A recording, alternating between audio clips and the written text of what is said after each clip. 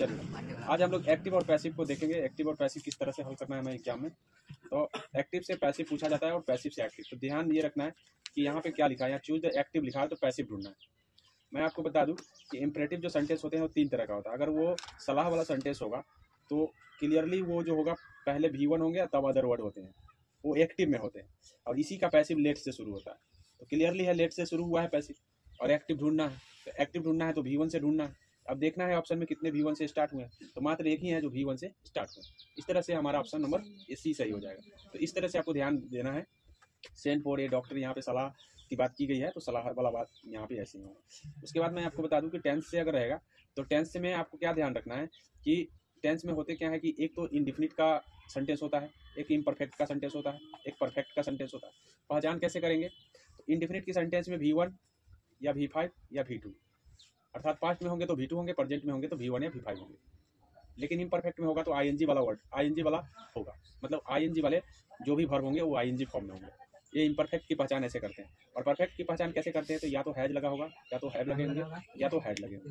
ये तीनों लगे होंगे, इससे पता चल जाएगा कि वो परफेक्ट का वाक्य है। और याद रखने वाली बात यह है कि जब हमें V1 या V5 मिले तो इसका मतलब है कि हमको ढूंढना क्या है, हमको ढूंढना है इज सब्जेक्ट के अकॉर्डिंग एम आर। अब ये तो आपको पता होना चाहिए कि इज एम आर कहाँ किसके साथ लगता है। तो क्लियरली है ये सारी चीज़ को ढूंढ करके हमको पहले इसके बाद V3 को ढूंढना है, ठीक है, पैसिव में।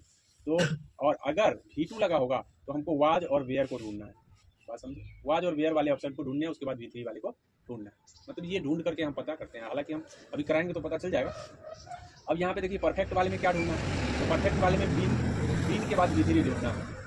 अगर बाय द वे मान लीजिए कि यहाँ पे हम देख रहे हैं V5 लगा है और उसमें बिन लगा दिया गया तो गलत लगाया, गलत मैचिंग। अगर हम देख रहे हैं कि ING वाले हैं और उसमें जो है ना बिन लगा दिया है तो वो तो गलत मैच है, तो गलत मैच नहीं होना चाहिए, अर्थात मैचिंग करके हम निकाल लेते हैं। सबसे पहले तो पहचान याद रखना चाहिए। चलिए पहचान अगर याद हो जाए तो हम आइए देखते हैं। यहाँ पे वाचिंग V4 लगाया, अर्थात इम्परफेक्ट में वाक्य है।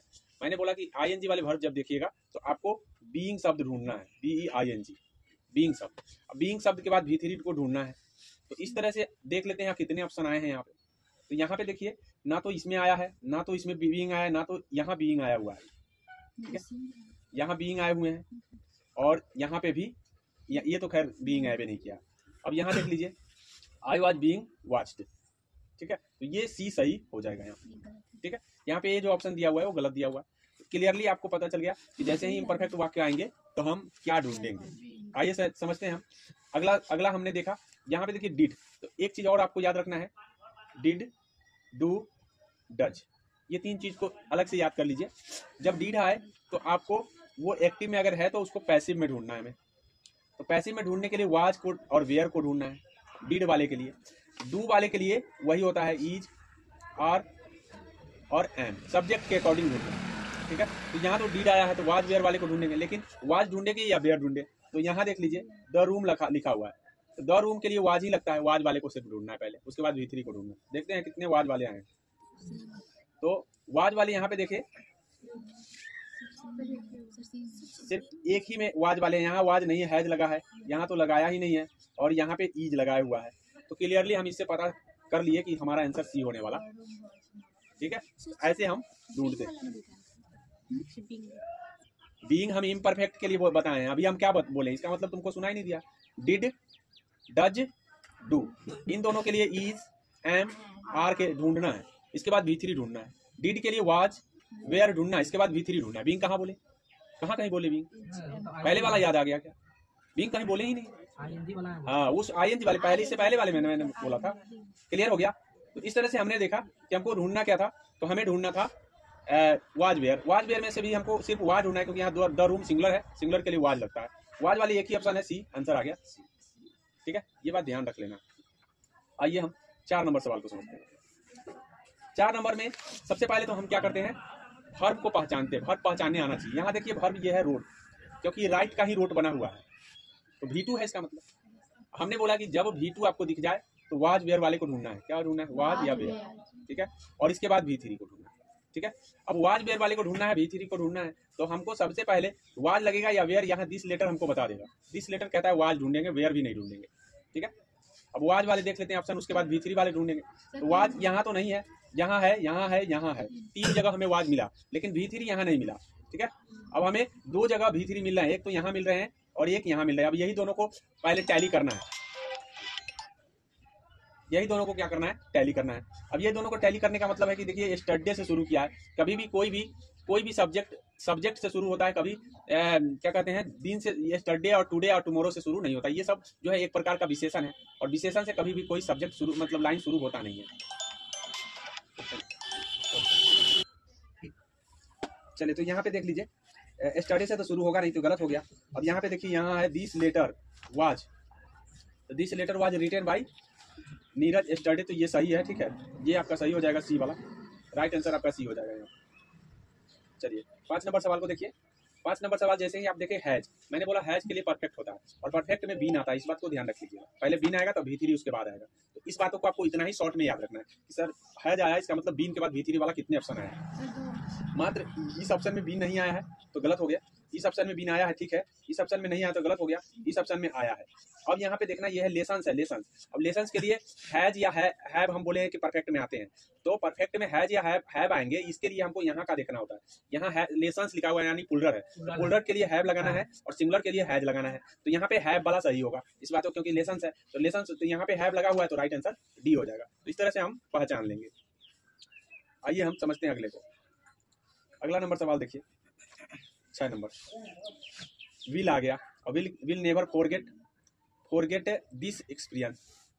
अब इस बात को सुन लीजिए, फ्यूचर में क्या होगा कि फ्यूचर में आपका जो आएगा वो विल शैल विल आ गया, तो उस समय हम क्या लगाएंगे, तो उस समय हम बी लगाएंगे, ठीक है, याद रखिएगा, विल शैल और विल आएंगे, तो पैसे में हमको बी वाले ढूंढने हैं, बी के बाद V3 ढूंढना है, ठीक है, बी के बाद V3। कितने ऑप्शन में बी के बाद V3 आया है ये देखना है। क्या यहाँ बी के बाद V3 फॉरगेटन आया है, क्या यहाँ आया है, फॉरगेटन आया है यहाँ पे, और बी के बाद V3 यहाँ पे फॉरगॉटन है, V2 है, फॉरगॉटन नहीं होता है, लेकिन यहाँ पे मिसप्रिंट हो सकता है कि फॉरगेटन ही होना चाहिए, लेकिन फॉरगॉटन दिया हुआ है, फॉरगेटन होना चाहिए, ठीक है, तो इसीलिए यहाँ पे मिसप्रिंट मतलब ये यहाँ पे होना ही नहीं चाहिए, क्योंकि ये V3 नहीं है।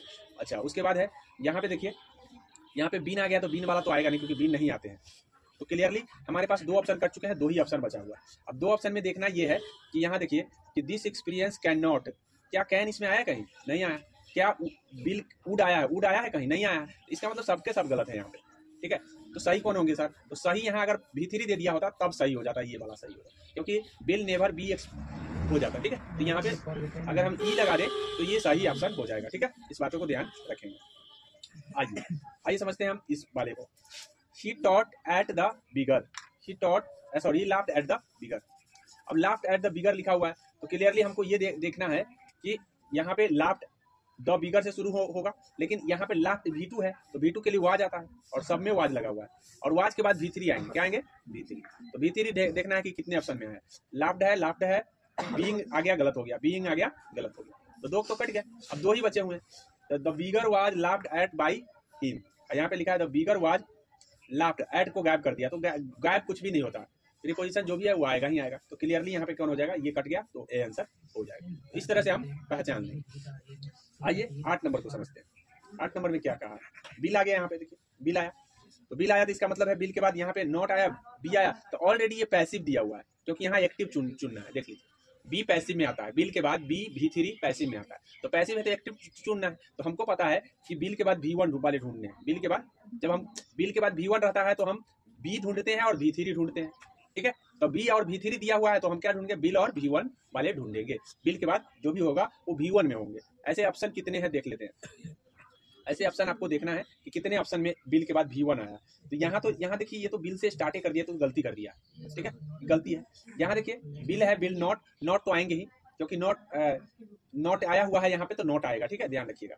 यहाँ पे देखिए हैड दे दिया तो गलती दे दिया, यहाँ पे बिल के बाद नॉट है, बी है, V3 है, V3 नहीं आते हैं, V3 पैसिव में आता है, एक्टिव में नहीं आता, यहाँ एक्टिव चुनना है, यहाँ देखिए एक्टिव लिखा है, तो इस तरह से आपको सब के सब कट गए, मतलब 3 ऑप्शन कट गए, तो एक ही ऑप्शन बच गए, राइट आंसर कौन सा हो जाएगा, बी। बस इस तरह से आपको ध्यान रखना है। आइए चलते हैं 9 नंबर सवाल क्या कहा है, देखिए 9 नंबर में बोला है कि बाय हुम जब आ जाए तो समझ जाइए कि बाय हुम का मतलब होता है एक्टिव में, बाय हुम शब्द जो प्रयोग होता है वो पैसिव में होता है, तो इसका जो एक्टिव होता है हूम होता है, इस बात को ध्यान कर लीजिएगा, इसका एक्टिव हूम होता है, तो इसका मतलब हूम से शुरू होने वाले सेंटेंस हमारा आंसर हो सकता है। तो क्या यहाँ हूँ से शुरू हुआ है, नहीं हुआ, कट गया। अब आपके पास 3 विकल्प बच गए हैं, 3 विकल्प में आपको ये ध्यान रखना है कि ये क्या ये कौन सा टेंस है, वाज आया हुआ है तो इसका मतलब V2 वाला आएगा, वाज आया है तो इसका मतलब V2 वाला, हम बोल दिए हैं तो वाज वेयर का किसमें आता है, V2 वाले। तो एक्टिव ढूंढना है तो एक्टिव में V2 होना चाहिए। अब V2 वाले ऑप्शन देखेंगे तो ये यहाँ देखिए, यहाँ पे देखिए कि ये हैज किल्ड आ गया, V3 वाला आ गया, कट गया, ठीक है। और यहाँ किलिंग आ गया, कट गया क्योंकि ING वाला आ गया, तो 2 को तो कट गए, यहाँ पे एगो नीचे कट गया, तो कितने ऑप्शन बच गए सर, मेरे पास एक ही ऑप्शन आंसर आ गया। हाँ, तो बस इस तरह से हम ढूंढ पाते हैं, मतलब जो हम शॉर्ट ट्रिक बता रहे हैं वो ट्रिक के जरिए अगर आप हल करेंगे तो 100% है कि एक्टिव पैसिव आप हल कर पाएंगे, ठीक है। और जब हल हो जाएगा, दो नंबर एक नंबर भी आपके लिए एग्जाम के लिए महत्वपूर्ण होता है, इसलिए ऑलरेडी हम आपको बता दिए हैं, आप ध्यान रखिएगा इस बात को, ठीक है। द रूम वाल विल बी क्लीनेड बाई रामू। अब यहाँ देखिए पैसिव दे दिया है, और बिल के बाद V3 किस में आता है, पैसिव में ही आता है, मैंने बोल दिया बी के बाद V3 पैसिव में ही आते हैं। तो हमको पता है कि बी के बाद अगर V3 है, बी के बाद अगर V3 वाला आया है, इसका मतलब बिल के बाद बी आया, अब बी के बाद V3 आया, तो एक्टिव में क्या होगा, बिल के बाद V1 आएगा, क्या आएगा, बिल के बाद V1 आएंगे। तो V1 वाले ऑप्शन बिल के बाद ढूंढने हैं। अब देखते हैं कितने हैं बिल के बाद V1, क्या इसमें बिल आया, नहीं आया, गलत हो गया, क्या इसमें आया बिल, नहीं आया, गलत हो गया, इसमें आया हुआ है लेकिन इसमें भी आया हुआ है, तो बिल के बाद 2 दे दिया, यहाँ पे देखिए 2 दे दिया, 2 नहीं आना चाहिए बल्कि बिल के बाद V1 आना चाहिए, तो गलत है ये ऑप्शन, तो राइट आंसर कौन सा हो जाएगा, सी हो जाएगा। इस तरह से हम ढूंढ पाते हैं। आशा करते हैं इस बात को आप समझ गए होंगे, और नहीं याद अगर एक बार में होगा तो दूसरी बार, तीसरी बार, चौथी बार करके करिए, 100% है कि याद हो ही जाना है, एग्जाम तक हो ही जाएंगे। और जब हम मॉडल सेट प्रैक्टिस कराएंगे तो वहां पे अगर हल कर पाएंगे तो समझ जाइए कि आपको याद हो गया। हाँ चलिए, वो तो कर लेना है हर हाल में। देखिए यहाँ पे देखिए, शुड के बाद SHOULD, शुड के बाद भी B प्लस V3 आता है पैसिव में। इस बात जैसे बिल के बाद आता है, जस्ट लाइक वही फॉलो करता है शुड भी, क्योंकि जितना भी मॉडल एक्सिलरी वर्ब है वो सारे के सारे B के बाद V3 आना चाहिए। तो ये शुड भी मॉडल है। अब मॉडल के बाद V3 आया, इसका मतलब वो पैसिव है, और पैसिव है तो आपको क्या ढूंढना है, एक्टिव, यहाँ लिखा हुआ है एक्टिव ढूंढना है। अब एक्टिव ढूंढना है तो इसका मतलब B को गायब करना है और V1 लाना है, B को गायब करना है और V1 लाना है, शुड के बाद V1 होना चाहिए। कितने ऑप्शन में आए हैं ये देखना है।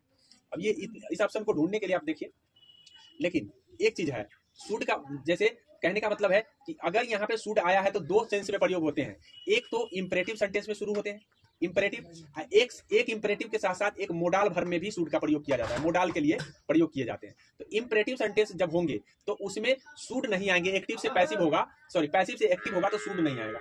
इस बात को ध्यान रखना है, क्योंकि सलाह वाला वाक्य हम बोले हुए V1 प्लस अदर वर्ड होता है, ऐसा हम इंपरेटिव में बोले। किसमें बोले, जब आपको शुड नहीं किसी ऑप्शन में ढूंढे, इसका मतलब समझ जाइए कि वो इंपरेटिव है। इंपरेटिव है तो इंपरेटिव के लिए वर्ब 1 प्लस अदर वर्ड, नहीं इंपरेटिव है तो आपको क्या देखना है कि शुड रहेगा ही और बी को गायब कर देना है, V1 लाना है। इस बात को देना मतलब यहाँ पे लिखा हुआ है should plus B plus V3, इसमें क्या करना है, जब एक्टिव इसका होगा तो ये हट जाएंगे और यहाँ पे शुड के बाद V1 आ जाएंगे। लेकिन ये जनरल सेंटेंस जहाँ मॉडल का यूज किया गया हो वहां के लिए, लेकिन वही इंपरेटिव के लिए होगा तो शुड हट जाएगा। तो यहाँ पे देखिए इंपरेटिव ही है, तो यहाँ पे V1 प्लस अदर वर्ड। अब V1 प्लस अदर वर्ड देख लेते हैं कितने ऑप्शन में आए। यहाँ V1 आया, नहीं ये तो नाम है, ये भी नाम है, कट गया। अब आपके पास यहाँ V1 आया, यहाँ V2 आया हुआ, तो ये कट गया, क्या ऑप्शन आ गया, ये ऑप्शन आ गया, समझ में। तो इस तरह से हम देख पाते हैं। आइए देखिए, ये देखिए ये V5 है, और V5 के लिए हमने क्या बोला ढूंढने के लिए, ईच एंड, सर 3 चीज ढूंढने के लिए आपने बोला, लेकिन तीनों में से क्या ढूंढेंगे सर, तो यहाँ ये सॉन्ग है, ये सॉन्ग के लिए ईज ढूंढा जाएगा, ये सॉन्ग के लिए ईज, ये दोनों नहीं ढूंढेंगे, ठीक है। अब कितने ऑप्शन में ईज है देख लेते हैं, यहाँ नहीं आया, यहाँ नहीं आया, यहाँ नहीं आया, एक ऑप्शन में आ गया, आंसर आ गया सामने। कुछ भी कोई रूल से याद करने की जरूरत नहीं, बस शॉर्ट ट्रिक थोड़ा सा याद करना, ठीक है। आइए देखते हैं, आइए यहाँ पे देखिए 13 नंबर सवाल में, यहाँ देखिए हैव आ गया, जैसे ही हैव आ जाए, हैज आ जाए, हम कह दिए परफेक्ट का वाक्य क्या है, परफेक्ट में हमने बोला कि बीन ढूंढना, बीन के बाद V3 ढूंढना, ठीक है। बीन आया, बीन के बाद V3 ढूंढना, कितने ऑप्शन में आए हैं ये पहले देखना। लेकिन ये ऑलरेडी बीन के बाद V3 आया हुआ, इसका मतलब ऑलरेडी ये पैसिव है, तो पैसिव में ना हमको बीन V3 ढूंढना था, ये तो हमको एक्टिव पूछ दिया, उल्टा पूछ दिया। तो अब जो है ना बीन को गायब कर देना है, क्योंकि हम कहें हैव के बाद V3 आया है, तो V3 आया तब हमको बीन ढूंढना है, क्या ढूंढना है, बीन तब V3, ठीक है। लेकिन ऑलरेडी बीन के बाद V3 यहाँ पे आगे आया, इसका मतलब ये वाला दिया है, ये वाला ढूंढना है, अर्थात बीन को गायब करना है, क्या करना है, ठीक है। बीन नहीं आना चाहिए ऑप्शन में, और हैव या हैज में से ही कोई होगा, ठीक है। हैड नहीं आएंगे, मे नहीं आएंगे, दूसरा कोई एक्सिलरी वर्ब नहीं आएंगे। यहाँ देखिए बिल वाला नहीं आएगा, मे वाला नहीं आएगा, क्योंकि हैव हैज में से कोई आएगा। अब यहाँ हैड वाला भी ऑप्शन नहीं आएंगे, ठीक है, क्यों, क्योंकि वो पास्ट है। तो अब कौन आ गया, यही ना आएगा, बस एक ही है, someone has cleaned the windows। और कुछ देखने की जरूरत नहीं, हम भल से ही पकड़ लेते हैं। अगर लास्ट में ज्यादा जटिल क्वेश्चन बनाएंगे ना तभी जाकर के मतलब क्या कहते हैं, लेकिन उतना जटिल आप लोगों के लिए नहीं बनाएगा क्योंकि जानता है कि बच्चा कम जटिल में ही कंफ्यूज कर रहा है तो ज्यादा जटिल बनाएगा। हाँ, बिहार बोर्ड का बच्चा वैसे भी अंग्रेजी में ज्यादा तेज करता है। चलिए आगे देखिए, यहाँ देखिए कैट इज ईटिंग। अच्छा आईएनजी वाला आ गया, आईएनजी वाला। तो सर बोले बीइंग ढूंढिए, क्या ढूंढिए? बीइंग। अब बीइंग ढूंढना है, ऑप्शन कितने? एक ऑप्शन यहाँ दिख रहा है, यहाँ नहीं दिखा, यहाँ नहीं दिखा, यहाँ भी नहीं दिखा, तो बस आ गया आंसर। बिना सोचे आंसर आ गया कि नहीं आ गया? तो क्लियर है, तो 2 नंबर तो पक्का हो जाएगा हमारा इसी से, ठीक है। अर्थात एग्जाम में 2 नंबर फिक्स हो गया। लेट से शुरू हो गया, let your diary be written regular. हम अभी लेट से बोले हैं, लेट से शुरू होता है तो वो इंपरेटिव था, V1 प्लस अदर वर्ड ढूंढना है, V1 प्लस अदर वर्ड। कितने ऑप्शन में आइए, V2 आ गया, गलत हो गया। यहाँ V3 आ गया, गलत हो गया। 2 ऑप्शन दिख रहे हैं। यहाँ पे देखिए, यहाँ देखिए राइट माई डायरी और राइट योर डायरी, तो यहाँ योर आया हुआ है कि माई आया? बस सिंपली आ गया। आ गया कि नहीं आ गया? बस उसी तरीके से हल करते हैं। आइए देखिए यहाँ पे सम हैज पेंटेड द डोर, यहाँ हैज आ गया। हैज के लिए हमने बोला बीन ढूंढना है, अभी V3 ढूंढना है। कितने ऑप्शन में आए? ये दोनों तो ऐसा ही कट गया, हेड वाला तो कट जाएगा और हेड वाला भी कट जाएगा क्योंकि पास्ट वाला बना दिया। आ गया कि नहीं आ गया? इतना आसानी से हम लोग हल कर पा रहे हैं, बताइए इतना आसान। अब तो कहानी खत्म है एक्टिव पैसिव। अच्छा ये है डू डज वाले, हम पहले भी बता चुके हैं, डू डज, ठीक है। अब डू डज वाले ध्यान रखना है कि डू डज वाले दो तरह का सेंटेंस होता है, यहाँ ध्यान थोड़ा सा ध्यान देने वाली बात। डू डज वाले, अगर डू डज एक्सिलरी वर्ब में है तो was bare sorry is am are ढूंढना पड़ता है, इज एम आर ढूंढना पड़ता है। लेकिन डू अगर मेन वर्ब में है, डू माने करना भी होता है, तो मेन वर्ब में है तो उस समय वो इंपरेटिव सेंटेंस बन जाता है। क्या बन जाता है?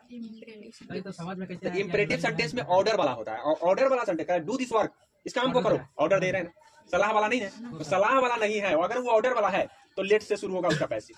किससे होगा? लेट से, ठीक है। तो पैसिव उसको ढूंढना है तो लेट से शुरू हुआ। लेट के बाद V1, लेट के बाद आता है late plus subject plus V1 plus other word. Passive होगा तो नहीं है, V3 होता है। Subject plus V1 sorry subject plus B plus V3 होता है, ठीक है। ठीक है, late plus B plus V3, subject आएगा, B आएगा, V3 आएगा। ये आता है कब? जब इंपरेटिव होगा। तो अब लेट को देखिए, लेट कहाँ है? लेट तो सब में है। अब सब्जेक्ट यहाँ है, यहाँ भी सब्जेक्ट है, यहाँ सब्जेक्ट नहीं है लेट के बाद, तो ये कट गया, ठीक है। बी आ गया है पहले तो कट गया, यहाँ पे भी वर्क आ गया तो कट गया। लेट तो आया ही नहीं है तो दो को तो कट गया। अब आपके पास बी आया और V3 आया, ठीक है। तो बी और V3 इसी में आया हुआ है, इसीलिए ध्यान रखेंगे, यही आंसर आपका हो जाएगा। तो आशा करते हैं इतनी बात आप समझ गए होंगे। इसके आधार पर आप अपने मॉडल सेट प्रैक्टिस करेंगे तो वहाँ पे आपको फायदा मिलेगा। अगले दिन हम अभी कॉम्बिनेशन और इसको जोड़ के आता है या कंजंक्शन की जानकारी है तभी आप ग्रामेटिकली कर पाएंगे, क्योंकि इसमें कंजंक्शन का बहुत बड़ा रोल है। हम थोड़ा सा बताने का प्रयास करेंगे ताकि आपको मदद मिले, ठीक है। ऐसे प्रैक्टिस करने से हो सकता है कि आपको आ जाए, लेकिन जनरली हम आपके मदद के लिए कुछ बातें हैं जो क्वेश्चन करा करके बताने का प्रयास करते हैं। आइए देखते हैं हम कॉम्बिनेशन का पहला सवाल। कॉम्बिनेशन में होता क्या है कि 2 सेंटेंस को आपस में जोड़ा जाता है। तो जोड़ने वाले को हम योजक कहते हैं हिंदी में, योजक, और उसी को हम अंग्रेजी में कंजंक्शन बोलते हैं। इस बातों को ध्यान रखिएगा। तो यानी कहने का मतलब 2 सेंटेंस को अगर जोड़ा जाता है तो वहाँ कंजंक्शन का ही यूज होता है। अब यहाँ देखिए लिखा है ही सैड समथिंग, एक लाइन यहाँ से दे दिया, I did not hear it. अब जब तक आपको इसका मीनिंग नहीं समझ में आएगा तब तक आप इसको जोड़ नहीं पाइएगा, क्योंकि दोनों सेंटेंस का क्या मीनिंग है। इसीलिए हम बोले थे कि हम पूरा ग्रामेटिकली बता देते हैं, उसके बाद लास्ट में इसको बताएं, क्योंकि यहाँ सेंस के ऊपर डिपेंड नहीं। अब तो हम बता ही देंगे, क्योंकि अब तो ये हमेशा के लिए मतलब फिक्स हो जाएगा, बार बार रिवाइज कर सकते हैं, आगे भी खत्म हो जाएगा तब, ठीक है। तो यहाँ पे देखिए फिलहाल ये जो सेंटेंस है यहाँ पे ये जोड़ना क्या है, यह कह रहा है कि he said something, he did not hear it, मतलब उसने कहा लेकिन उसने सुना नहीं। उसने क्या सुना, मतलब उसने जो कहा वो क्या सुना पता नहीं है। तो यही चीज, वही चीज के लिए यहाँ पे व्हाट का प्रयोग, व्हाट शब्द का प्रयोग होगा कि व्हाट ही सैड, मतलब उसने क्या कहा उसे पता ही नहीं। आई डिड नॉट हियर, मैंने सुना ही नहीं उसने क्या कहा। ये चीज एक जगह हमको बोलने के लिए क्या करना पड़ेगा, व्हाट शब्द का यूज करना पड़ेगा, मतलब व्हाट कंजंक्शन को लाना पड़ेगा। तो यहाँ पे समझ में आ गया कि सर व्हाट का प्रयोग क्यों करें, मतलब यहाँ पे सेंटेंस बोला है कि ही सैड समथिंग, उसने कुछ कहा, I did not hear it, मैंने सुना नहीं। अभी दोनों को जोड़ना है तो उसने क्या कहा मुझे पता नहीं, यही बात ना हम बोलेंगे एक जगह। तो एक जगह बोलने के लिए व्हाट शब्द का यूज करेंगे, आगे समझो। इसीलिए हमको इस कंजंक्शन में यहाँ पे भी व्हाट लगा हुआ है, यहाँ पर भी व्हाट लगा हुआ है और यहाँ पर भी व्हाट लगा हुआ है। लेकिन याद रखिएगा कि व्हाट लगने के बाद जो है वो अगर इंट्रोगेटिव मार्क्स में नहीं है तो क्लियरली है कि यहाँ पे ये यहाँ आई आया हुआ है और यहाँ ही आया हुआ है, तो आई शब्द जो है ना यहाँ आ जाएंगे और वही ही शब्द इधर आ जाएंगे, उल्टा लिखा जाता है। इस बातों को ध्यान रखिएगा। आइए हम समझते हैं अगले प्रश्न से। यहाँ पे बोला है ही लेबर हार्ड, वो कठिन मेहनत करता है, ही हैज टू सर्वाइव, इसीलिए वो मतलब कठिन परिश्रम के करने के कारण वो सर्वाइव कर रहा है, ये चीज बोला गया। यहाँ दो लाइन अलग अलग बोल दिए गए। बोला कि भाई बताइए कि एक जगह हम कैसे बोलेंगे, तो एक जगह बोलने के लिए ही लेबर हार्ड टू सर्वाइव, किस लिए लेबर हार्ड करता है, जीने के लिए, मतलब सर्वाइव करने के लिए, तो इसलिए टू कंजंक्शन यहाँ पे सटीक होगा ऐसे सेंटेंस को जोड़ने के लिए। किस लिए, उसका पर्पस क्या है, तो पर्पस है सर्वाइव करना, पर्पस क्या है सर्वाइव, तो उसलिए पर्पस के लिए टू कंजंक्शन का यूज होता है। तो ये ध्यान रखना है कि भाई किस सेंस में सर्वाइव का प्रयोग करें। मतलब एक तो एक जगह बोल दिया है कि लेबर हार्ड वो मेहनत करता है, ही हैज टू सर्वाइव, इसीलिए वो मतलब सर्वाइव कर पाएगा, मतलब यदि सर्वाइव करता है तो दोनों अलग अलग चीज को जोड़ने के लिए आपको टू पर्पस के लिए यूज होता है, ये ध्यान रखना है।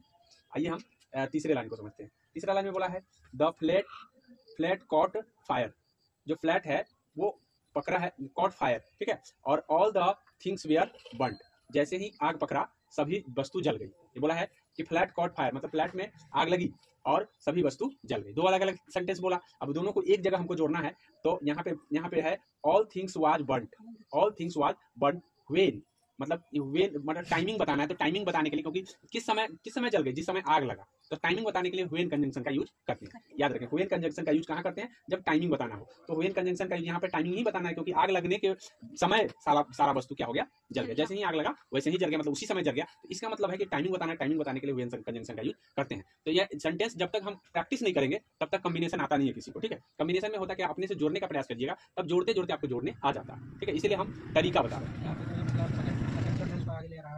हाँ ये चीज देखिए, यहाँ पे देखिए कि व्हेन शब्द का प्रयोग किया है, पहला में नहीं किया, व्हेन शब्द का प्रयोग किया, हमको सिर्फ वही कीवर्ड पकड़ना है, बस उससे आप अपने आंसर तक पहुंच पाएंगे। हम यहाँ पे आपको पूरा रूल्स नहीं पढ़ा रहे हैं, हम आपको सिर्फ ये बता रहे हैं कि देखिए अपने एग्जाम में 2-3 कॉम्बिनेशन अगर आएंगे तो हम कैसे हल करने का प्रयास करेंगे, और जब हम मॉडल प्रैक्टिस करेंगे तो उस समय हमारे आंसर उससे कैसे निकालने का प्रयास करेंगे, वो चीज हम बता रहे हैं। और इसको रिवाइज करके जिस समय मॉडल आप देने मतलब प्रैक्टिस कराएंगे, मॉडल 5 प्रैक्टिस, तो उस समय आपको ये काफी मदद वीडियो आ जाएगा कि हाँ सर बताए हुए हैं कॉम्बिनेशन से मेरा छूट रहा है, तो हम कैसे क्लियर करें, तो उस चीज को देख करके आप क्लियर कीजिएगा, ठीक है। वैसे अगले प्रश्न की ओर बढ़ते हैं। आइए, और भी चीजें हैं, सब कुछ जानना जरूरी होता है। यहाँ देखिए, यहाँ पे है क्या बोला गया कि सी मेट हर मदर, उसने अपनी माँ से मिली, मतलब वह अपनी माँ से मिली। सी वाज ग्लैड, वो खुश हुई, माँ से मिली और खुश, और बीच में नहीं लगा हुआ है, अलग वह खुश हुई। दो अलग अलग सेंटेंस है, इसको आपको जोड़ना है। तो आप यहाँ खुश किस कारण से हुई, कारण किस कारण से, मतलब खुश होने का उसका कारण क्या है, तो कारण है उसको माँ से मिलना। तो पहले तो बोल देंगे कि सी वाज ग्लैड, वो ग्लैड हुई, किस कारण से, कारण क्या है, तो कारण के लिए और पर्पस के लिए टू का यूज करते हैं। आगे समझो, किस कारण से खुश हुई, तो माँ के मिलने के कारण, माँ मिली जिसके कारण वो खुश हुई। पर्पस और कारण दोनों ही टू शब्द का टू कंजंक्शन लेता है, टू कंजंक्शन यहाँ पर एक ही में लगा हुआ है, आप इससे बना सकते हैं, ठीक है। इस बातों को ध्यान रखना है, वहां पे दोनों सेंटेंस का मीनिंग आना चाहिए, नहीं आएगा तो कॉम्बिनेशन आप नहीं कर पाएंगे, ठीक है। आगे देखिए, यहाँ पे क्या कहा है, ही इज स्ट्रॉन्ग, वह मजबूत है, he can lift this book, मतलब इस वो जो है मजबूत है, और क्या कहा है, वह उठा सकता है बक्सा को, वह उठा सकता है बक्सा को। अब यहाँ पे देखिए, यहाँ पे किस मतलब वो क्या कर सकता है, क्षमता क्या है उसमें, तो उस क्षमता को हमको आगे बताना है, पहले नहीं। पहले तो मेन सेंटेंस होते हैं कि ही इज स्ट्रॉन्ग ही लिखेंगे, और स्ट्रॉन्ग कितना है, इतना ही स्ट्रॉन्ग है, तो इनफ शब्द का यूज करेंगे, ठीक है। बीच में हम इनफ शब्द का यूज करेंगे, क्यों करेंगे, क्योंकि उसकी क्षमता बताना है। क्षमता बताने के लिए जोड़ने वाला जो कंजंक्शन होता है वो इनफ होता है। जैसे किसी की क्षमता को जोड़ना है व्यक्ति से, उस परिस्थिति में आपको इनफ, जब वो भी जोरदार क्षमता, मतलब इतना मजबूत है कि वो बक्सा को तुरंत ही उठा लेता है, कहने का मतलब ये है। ऐसे शब्द के लिए जोरदार मजबूती के लिए ऐसे व्यक्त करते हैं। और डायरेक्टली एग्जाम में जितना भी सेंटेंस बताए जाते हैं उसी में से एक मतलब 2-4 सेंटेंस आते हैं। इस बातों को भी ध्यान रखना है, इसको भी इग्नोर नहीं करना है कि जो सेंटेंस आप प्रैक्टिस करेंगे सेम टू सेम भी आ सकता है, इसलिए ध्यान रखिएगा। इसलिए हर एक चीज को देखना जरूरी है। आइए देखिए, इट में रैन, वर्षा हो सकती है, वी विल गेट वेट, हम लोग भीग सकते हैं। दो बातें बोला, एक तो बोला वर्षा हो सकती है, हम लोग भीग सकते हैं, तो अब यहाँ पे हम लोग भीग जाएंगे ऐसे बोला। तो अब ऐसे परिस्थिति में इसको जोड़ना है, तो इसको जोड़ने के लिए कॉमा शब्द का यूज करेंगे। अब ये कॉमा शब्द का यूज क्यों करें, तो यहाँ पे देख लीजिए, यहाँ पे संभावना बता रहा है, जब संभावना बताए तो आपको एक कॉमा और एक पूरी लाइन बोलना है, ठीक है। इफ इट रैंस, मतलब संभावना के लिए इफ शब्द का यूज करेंगे। इफ कंजंक्शन हुआ, जोड़ने वाला। इफ हमेशा सेंटेंस के शुरू में लगता है, न कि बीच में लगता है, इस बातों को ध्यान रखेंगे। तो इफ कराए, अगर वर्षा हुई कि हम लोग भीगे, नहीं बोलते हैं अगर वर्षा हुई कि हम लोग भीगे। तो संभावना व्यक्त करने के लिए हम मे शब्द का यूज करते हैं, अलग व्यक्त मतलब लिखने के लिए इट शब्द का यूज करते हैं कि वर्षा हो सकती है। तो इट में रैन ठीक है, वर्षा हो सकती है, अलग बोलना है तो नहीं, तो अगर संभावनाओं के साथ एक और सेंटेंस बोलना है, अगर वर्षा हुई कि हम लोग भीगे, तो इफ सब का यूज, हालांकि इफ इसमें तो सब में दिया है। यहाँ पे देखिए, यहाँ पे बोला है if it will rain we get wet, और ये जो सेंटेंस है ये पहले फ्यूचर दे दिया है। याद रखिएगा, कंडीशनल सेंटेंस में पहला जो होगा इफ से जुड़ा हुआ वो इंडिफिनिट में होगा, अर्थात इंडिफिनिट होने का मतलब समझते हैं V1 या V5, तो ज्यादातर यहाँ इट है तो V5 ही होंगे। इस बात को जब ध्यान देंगे तो आपका अगला सेंटेंस फ्यूचर में होगा, क्योंकि पीछे प्रेजेंट है तो आगे फ्यूचर है। ऐसा मैंने कई बार पीछे भी आपको जब हब बताया होगा तो उस समय बताए होंगे, ठीक है। तो ये यहाँ पे राइट आंसर हो जाएगा सी।